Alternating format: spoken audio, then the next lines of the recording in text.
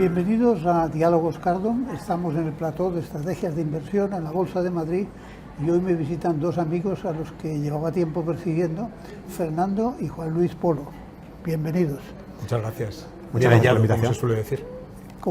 Como sabéis, nos conocemos desde hace un par de añitos, sí.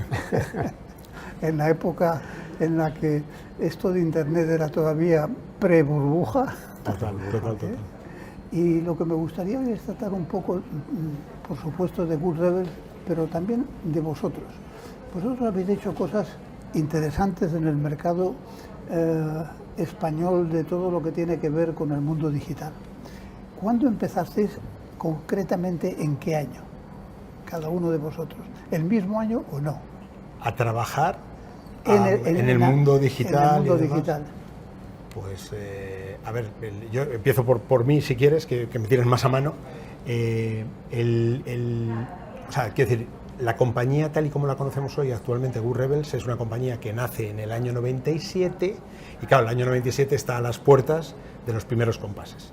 Entonces, a mí lo que me ocurrió es que había gente que yo conocía que ya estaba investigando qué pasaba ahí, los desarrollos web, los primeros HTMLs, etcétera, etcétera, y ese fue para nosotros el banderazo de salida, en concreto. Y ahora, Fernando, que diga, porque yo creo que vamos a estar parecido.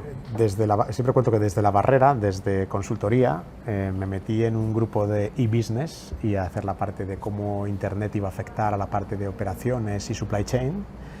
Y en el 2003, que es un poco lo más abrupto de mi historia digital, porque fundamos una empresa que tú conoces bien, Dice la Red, con un socio, con Luis García de la Fuente, y eso nos metió de lleno en después de la burbuja.com, pero antes de la llegada masiva de las redes sociales. Nosotros la startup era un software de monitorización de lo que la gente estaba escribiendo en Internet. Y como todavía prácticamente, aparte de periódicos online y foros online, no había redes sociales, era muy temprano, pero nos hizo ver llegar con bastante antelación la ola de las redes sociales. Eso me provoca la siguiente pregunta. ¿Cómo de importante es el timing? Buah, y esa es una buena respuesta. A ver cómo sale de todo. esa. No, es muy sencillo, es muy sencillo. Nosotros somos el típico ejemplo de empresa que llega muy pronto en un mercado que tarda en desarrollarse. Pero algo así como 20 años. Claro, es decir, ahora está de moda. Sí, pero fíjate, yo le pongo el timing. Está hablando en concreto 2003. de la monitorización, sí, Dice la Red. 2003, monitorización de redes online o de foros online, llegó aproximadamente 5 años antes, porque los departamentos de marketing empiezan a prestar atención a lo que la gente escribe en Internet con la llegada de Twitter y Facebook. Claro. Y los blogs, por supuesto, blogs, Twitter y Facebook. Entonces, digamos que en 2008 empieza a haber demanda de ese tipo de softwares, pero nosotros lo habíamos creado originalmente en 2001.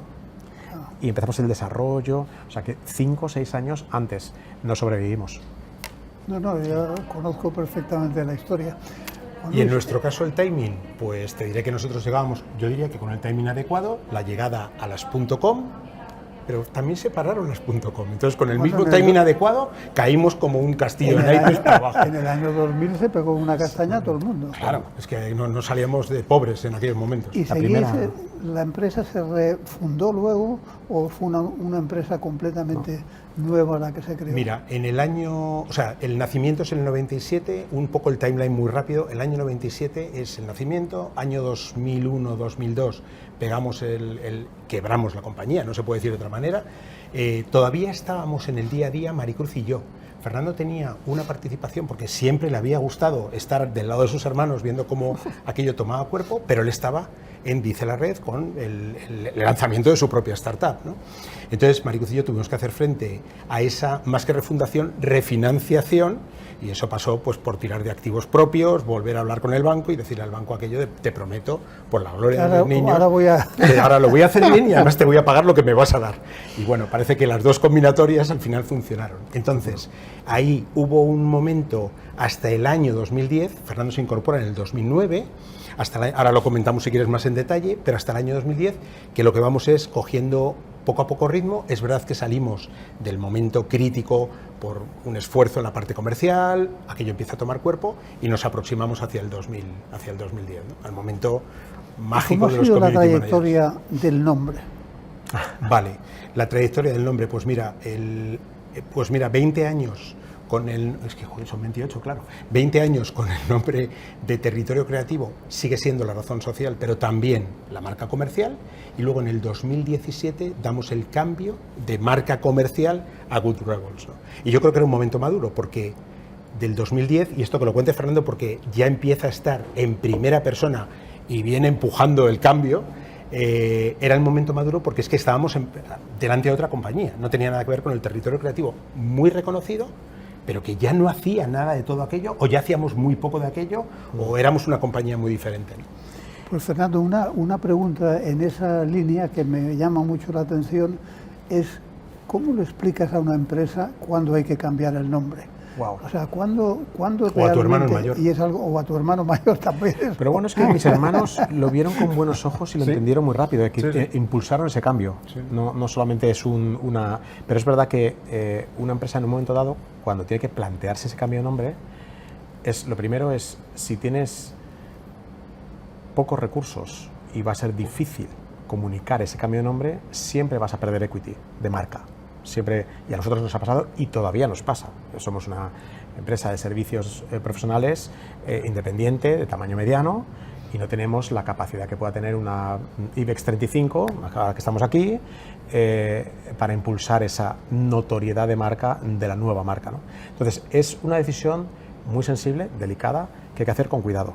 Nosotros pensamos que siendo una empresa B2B de gran cliente, bueno, pierdes marca, pierdes notoriedad de público amplio, pero que era una notoriedad, por cierto, que no era normal que tuviéramos, que llegó con el blog del 2005, pero arriesgando ese equity, nosotros lo hicimos y creo que es como hay que hacerlo, porque el cambio de estrategia de la compañía era muy evidente. Había sobre todo en dos áreas.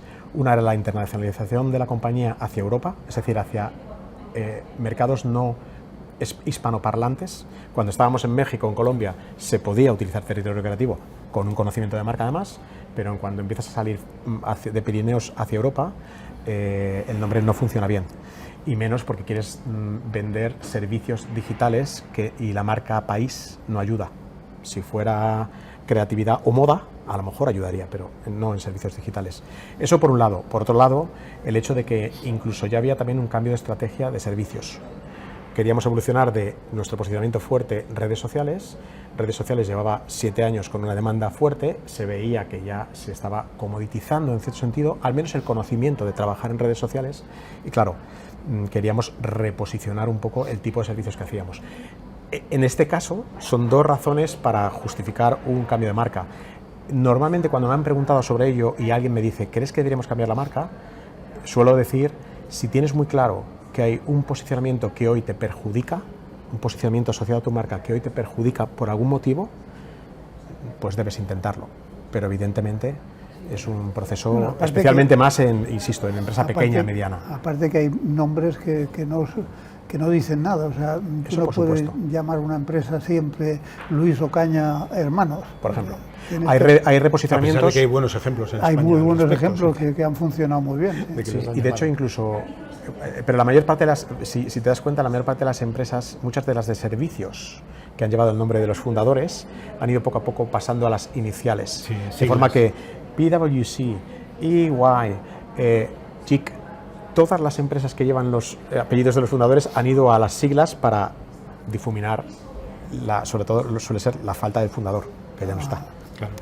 Oye, hay una noticia que acabo de leer que me ha llamado mucho la atención y que tiene mucho que ver con vuestra trayectoria. Porque vosotros tenéis una cosa muy poco común, y es la relación inicial con las redes sociales, en las que tuvisteis una presencia desproporcionada con el tamaño que teníais. Es decir, la gente os nombraba como realmente una referencia en el mercado cuando erais una empresa relativamente muy pequeñita. Muy pequeña.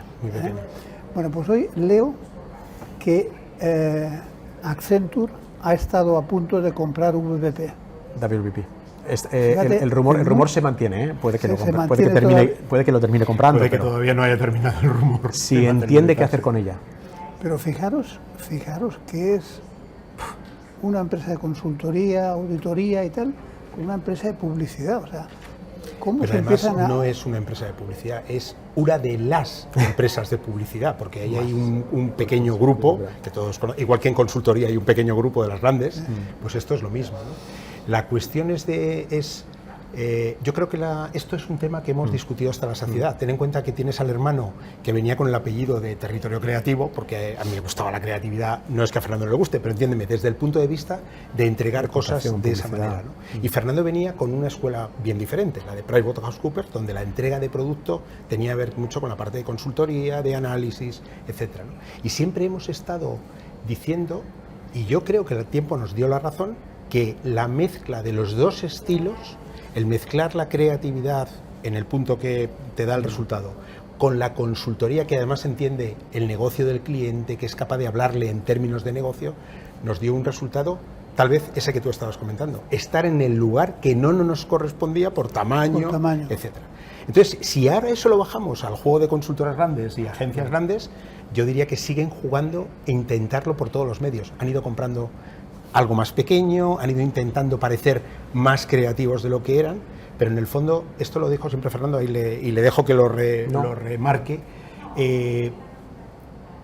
las consultoras tienen habitualmente la pegada directa con los más altos directivos, CEOs incluidos, pero después van a salir cuando han terminado de hacer su análisis y dejan el proyecto un poco encima de la mesa, salvo que haya una continuidad clara por algo. Las agencias como la nuestra, en origen primigenio, somos de acompañar constantemente al cliente. En la medida de lo posible le estás acompañando. Entonces, yo creo que ellos querían mezclar las dos cosas. Yo te digo el cómo, pero luego te acompaño.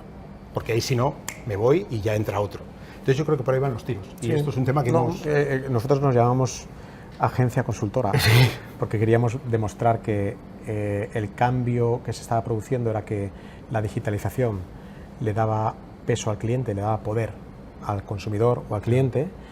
Entonces la figura del CMO cogía un peso, aunque su duración en el cargo no lo demuestre, pero cogía un peso de influencia en la compañía. El cliente ganaba poder, entonces las consultoras que tenían su interlocución principalmente con IT o con negocio CEO, les fallaba la interlocución con el CMO, que venía más de la comunicación y creatividad. Entonces Accenture lo lleva intentando 10 años. Compró Droga5, compró varias empresas, pero no le está funcionando. Accenture Song se ha vuelto para atrás a una cosa que han llamado Business Reinvention. Entonces, este sería un movimiento más drástico en la misma línea. Es curioso porque hace unos días he tenido aquí a Mago More, que le he hecho a José Luis le he hecho una entrevista, y una de las cosas que me ha dicho es que en este país la gente, una vez te encasilla, no quiere que hagas otras cosas, porque yo le preguntaba a él, ¿y tú cómo has pasado de mago a conferenciante? Y me explicaba y dice, no, porque es que la gente no me dice, tú no puedes ser mago y de repente dar una conferencia sobre inteligencia artificial.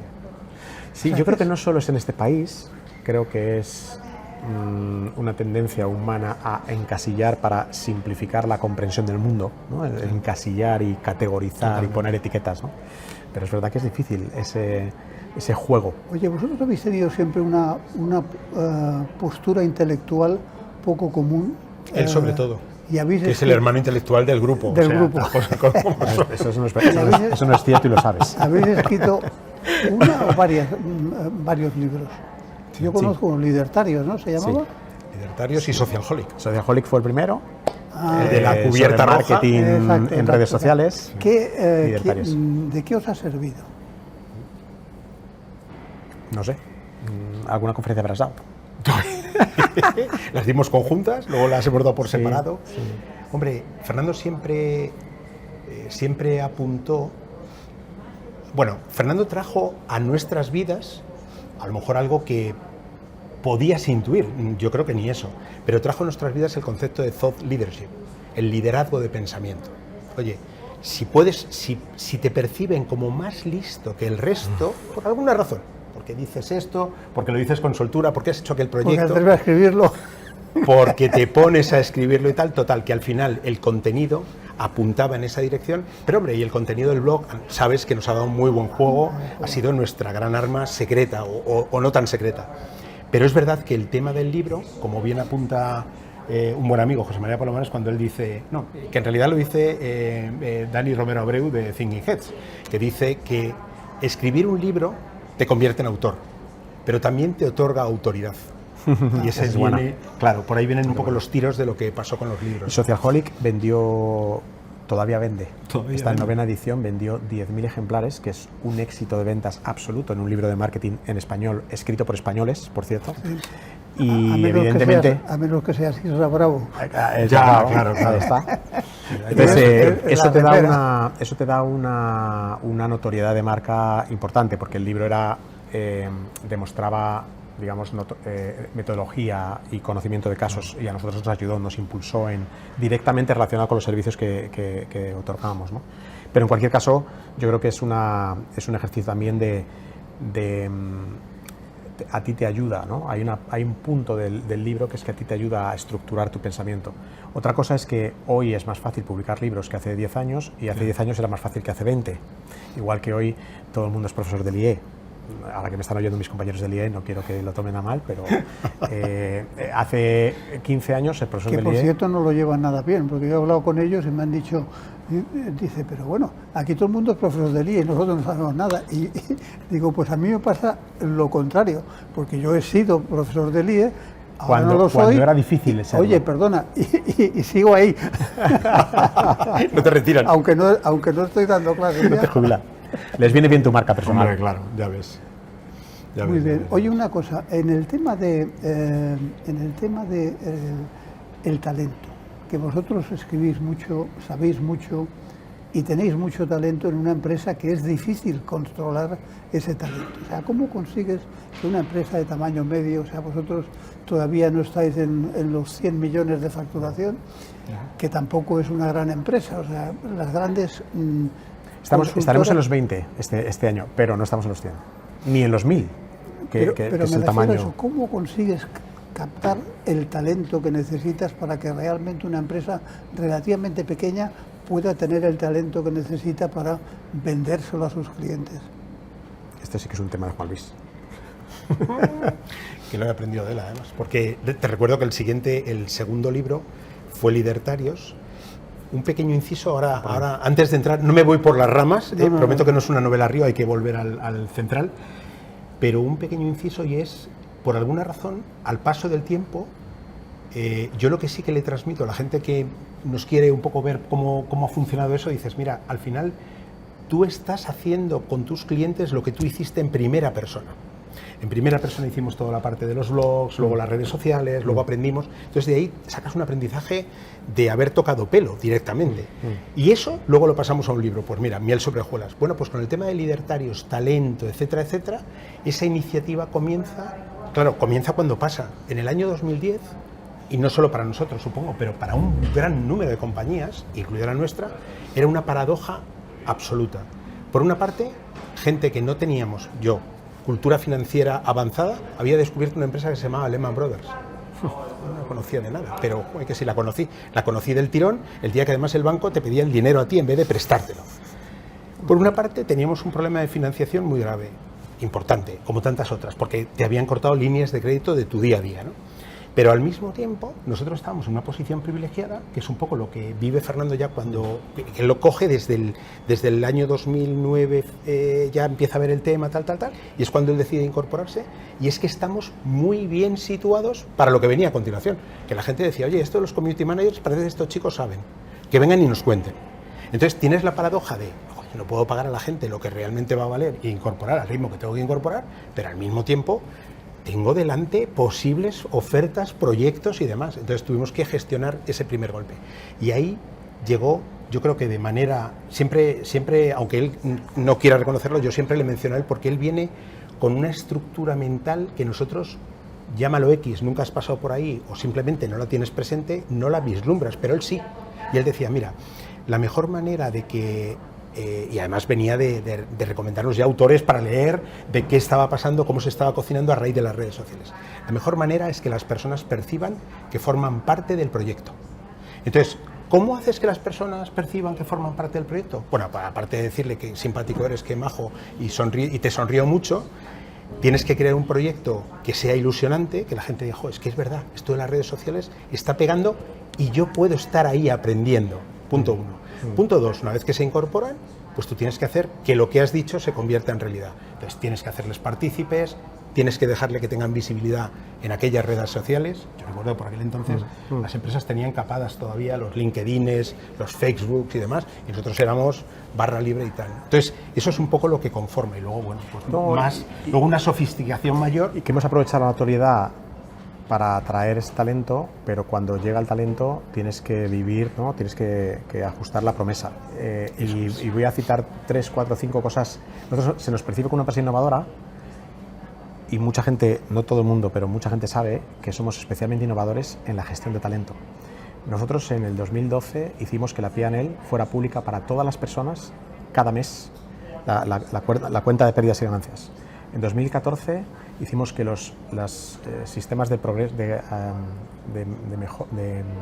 evaluación de performance fueran públicos. Todo el mundo sabe lo que todo el mundo evalúa de otras personas. En 2016 los salarios se hicieron públicos. En 2018 introdujimos que todo el mundo participaba en las decisiones de subidas salariales que hacemos cada año. En 2021 introdujimos la idea de los 4 días a la semana, los viernes si podemos, no trabajamos. Y son cosas que siguen siendo hoy muy raras en el sentido de la palabra anglosajona, muy poco habituales.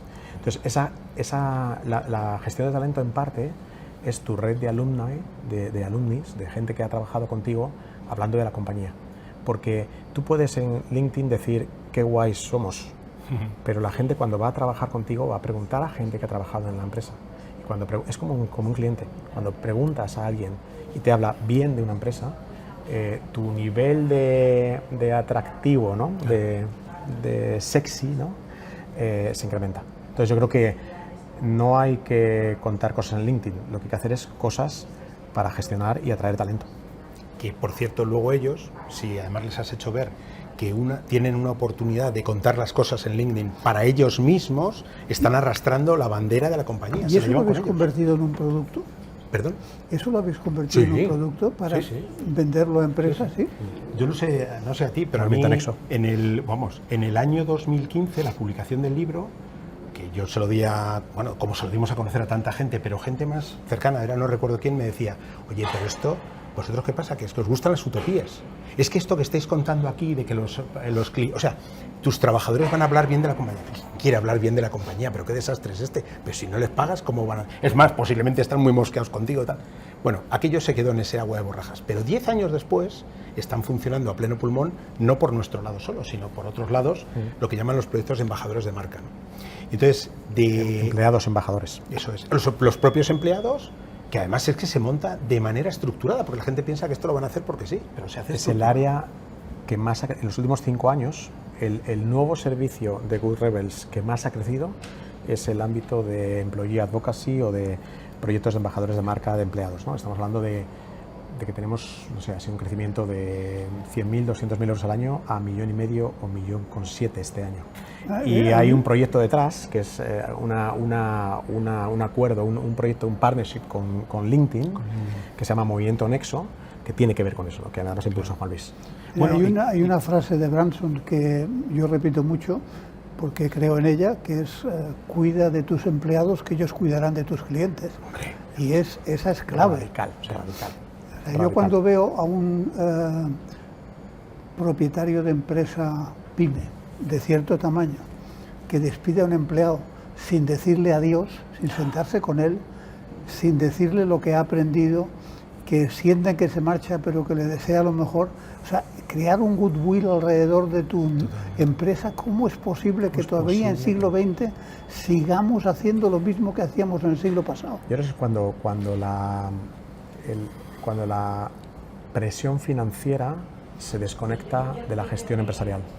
Y eso tiene que ver, nosotros somos una empresa de socios, somos un partnership a la antigua usanza, 15 socios que son trabajadores. Si dejas de trabajar en la empresa, tienes que vender el equity de vuelta. Entonces, cuando tú tienes una desconexión entre la presión financiera, ¿no?, los fondos y la gestión de personal, al final a nadie le importa cómo estás gestionando el personal, y al final eso se traduce en el impacto a calidad de entrega al cliente. El único KPI que controlo yo permanentemente en mi móvil es el de rotación voluntaria de personas que trabajan en Good Rebels.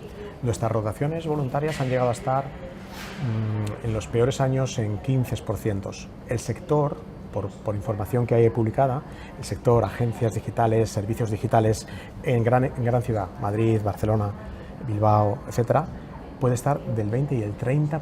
Es decir, cada año tienes que reponer un 30% de tu plantilla. ¿Cómo puedes decirle a un cliente: voy a cuidar de ti a largo plazo, si la persona que tiene delante no sabe si va a estar ahí en esa empresa? Nosotros tenemos hoy día una rotación voluntaria del 7%. Lo medimos cada mes con 12 meses hacia atrás. Ha subido del 6% al 7% en los últimos 2 meses. Y vigilamos por qué. Y entendemos por qué. Algo de rotación es buena, porque requiere algo de renueva.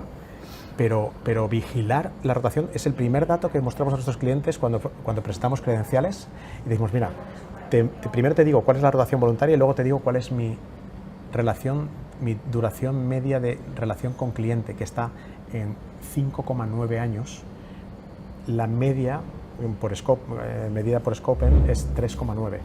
Eso significa que prácticamente estás en el 99% percentil, porque es una campana de Gauss muy pronunciada, ¿no? Entonces, ese es el dato más importante, vigilar el ENPS, ¿no? El ENPS, ¿recomendarías a alguien trabajar en esta empresa?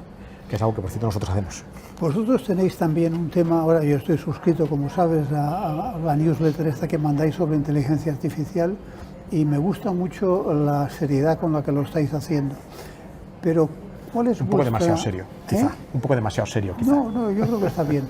Lo que creo que es interesante es que penséis un poco cómo os está ya afectando internamente. La estáis usando mucho. Ese newsletter es el resultado de una reflexión, entre otras cosas, junto con el foro ya que creamos con directivos de marketing y comunicación y experiencia cliente. Es cómo nos va a afectar esto desde una perspectiva de productividad, cómo le va a afectar al sector o a la industria, es decir, nos va a pasar factura, y, por supuesto, cómo podemos entregar mejor trabajo hacia nuestros clientes, ¿no? O sea, es radical. No sé cómo lo ves tú. No, vamos. Quiero decir, ahora nos vamos solo 20 años para atrás, cosas de haberlos vivido. Cuando en el año 2004, finales, que empieza Fernando con esa capacidad que tiene de un poquito martillo pilón, ¿tú entiendes, no? Venga, esto hay que hacerlo, ¿por qué no montamos el blog? Fernando nos muy ingeniero. Como corresponde. Y bien hecho, porque si no los exploradores nos vamos por las ramas. Entonces, cuando ya en el año 2005 lanzábamos el blog, al paso del tiempo, esto es lo bueno de mirar por el retrovisor, y dices: joder, es que nos anticipamos a todo el mundo. ¿Cómo es posible que en España, hombre, no es un país tampoco ni más puntero en esto, ni más grande, ni más, pero cómo es posible que ninguna empresa optara por decir: oye, estos han montado un blog, yo monto otro, y lo firmo como empresa, y lo pongo en el frontispicio donde se vea? Bueno, pues eso mismo vuelve a ocurrir hace 3 años, ahora va a hacer 4 años, ¿no? 3-4 años, la llegada del primer golpe fuerte en el que todo el mundo se queda pensando: oye, esto de ChatGPT, esto va a funcionar, esto va a hacer cosas y tal. Y entonces Fernando vuelve a darle una vuelta. Es verdad que aquello, me acuerdo que fue Álvarez Naveiro también quien te dijo un poco: oye, ¿por qué esto no lo hacemos más grande y tal? Y le damos una vuelta y volvemos a intentar ponernos al principio o al frente de algo que va a venir, porque está todas claras. Pero entonces, no es un ejercicio de comunicación pura, no es solamente posicionarnos porque hablamos de esto. Es que nosotros tenemos, proyectos para acelerar la adopción. O sea, llevamos 2 años intentando acelerar la adopción interna de las personas. Somos 140 personas. Es un barco que ya cuesta más mover. Es un barco donde hay gente que piensa que la IA le va a quitar el trabajo. Hay gente que piensa que la IA joven, no funciona. Entonces, ¿cómo das un golpe de timón? ¿Cómo trabajas en esa concienciación. Y es un trabajo de formación, de tener todas las herramientas. En cuanto alguien dice, hay que probar esta herramienta, hay un sistema para rápidamente, aunque sean 10 euros al mes, es que a veces las empresas no tienen ni la forma de pagar 10 euros al mes porque, esto va por nota de gasto, nada, ¿cómo lo hacemos? Entonces, al revés, nosotros decimos, oye, lo que nos proteja el contrato con cliente. A veces el cliente te dice, no puedes usar ya para esto, o tienes que tener cuidado con los datos sensibles, pero todo lo que es experimentación y exploración tienes que tener habilidad, y luego formación, y luego retos remunerados económicamente para, retos que se están planteando desde las áreas de servicios para mejorar cómo hacemos una estructura de información en una website corporativa grande. ¿Qué herramientas utilizamos? Es radical ir un paso por delante en una industria como la nuestra, tan fragmentada. Totalmente. Donde la competencia, la barrera de entrada es muy pequeña, la competencia es gigante. ¿Qué haces? ¿Cómo te diferencias? Es difícil. Oye, pues ya para terminar, si os parece, lo que me gustaría es que le explicarais a la gente que nos ve con cierta frecuencia, ¿qué tipo de talentos andáis buscando? O sea, ¿cuándo crees o cuál es el perfil que realmente os encaja mejor? Gente buena y buena gente. Sí. Al final siempre lo resumimos en eso porque nos tiene a salvo. O sea, fíjate, yo escuché a Rendrueles muchísimos años, estaba como presidente del Banco Zaragozano cuando yo lo escuché, imagínate de qué época hablamos, y claro, éramos todos universitarios y todo el mundo preguntaba lo mismo. ¿Qué tipo de universitario buscan en su banco? ¿Qué tal? Pues son economistas. Y él dijo, contratamos posiblemente el mismo número de economistas que de psicólogos, que de filósofos, que luego también hay abogados, luego hay gente que estudia cosas muy curiosas y también les estamos contratando. Y alguien levantó la mano y dijo, ¿y por qué? Dice, porque lo que me interesa es que hayan pasado por la universidad, que hayan hecho su grado, que les hayan inculcado el método de estudio, de curiosidad permanente y tal, porque al final les vamos a terminar formando nosotros como nosotros vamos a querer y tal, ¿no? Entonces, por el tipo de empresa que somos, claro, es que el tipo de personas traes. No ocurre lo mismo en todas las empresas. A lo mejor requieres una skill específica y tienes que ir al mercado a buscarla. El tipo de empresa que nosotros somos es una empresa natural donde el 90% de las personas se han incorporado en prácticas, recién salidos de la carrera. Y tenemos un proceso muy estricto, 6 meses en beca, bien remunerada, y eso es muy solo pasan un 20%. Los siguientes 6 meses son contrato laboral en prácticas, remunerado como si fuera neto, igual que un contrato indefinido, y solo pasan un 20%. Cuando a los 12 meses eres contrato indefinido es porque has pasado 12 meses demostrando qué tipo de persona eres. Entonces, cuando ese tipo de persona encaja en lo que la empresa busca, que es curiosidad intelectual, gente responsable, gente comprometida con sus compañeros de trabajo, entonces, ¿qué ocurre? Que es un proceso de recruiting. La mayor parte de los directivos de la compañía que hoy llevan menos tiempo en la casa no son contratados senior. O sea, los directivos jóvenes de la compañía hoy no son contratados senior, son gente que ha empezado abajo. Entonces, eso es para algún tipo de empresas, una startup que escala muy rápido, ¿no? A lo mejor requiere otro tipo de contratación, ¿no? En nuestro caso es más sencillo, podemos hacer un proceso lento, progresivo, de curación de interno, filtrado, ¿no? Para conseguir talento interno. Y luego al hilo de a los 3 años el riesgo de que se vayan porque la gente viene a buscarles porque saben que sin Good Rebels llevas 3 años trabajando, es que eres muy bueno. Has demostrado. Pero al hilo de esto que comentamos, esos retos que comenta Fernando que se plantean con la oye, ¿qué se os ocurre? ¿Cómo lo estáis utilizando vosotros y tal? Tú ahí ves una panoplia de gente muy diferente. Desde gente que ha estudiado esto, gente que ha estudiado lo otro. O sea que al final lo que tienen que tener es curiosidad intelectual, que esa se autofomenta también. Claro.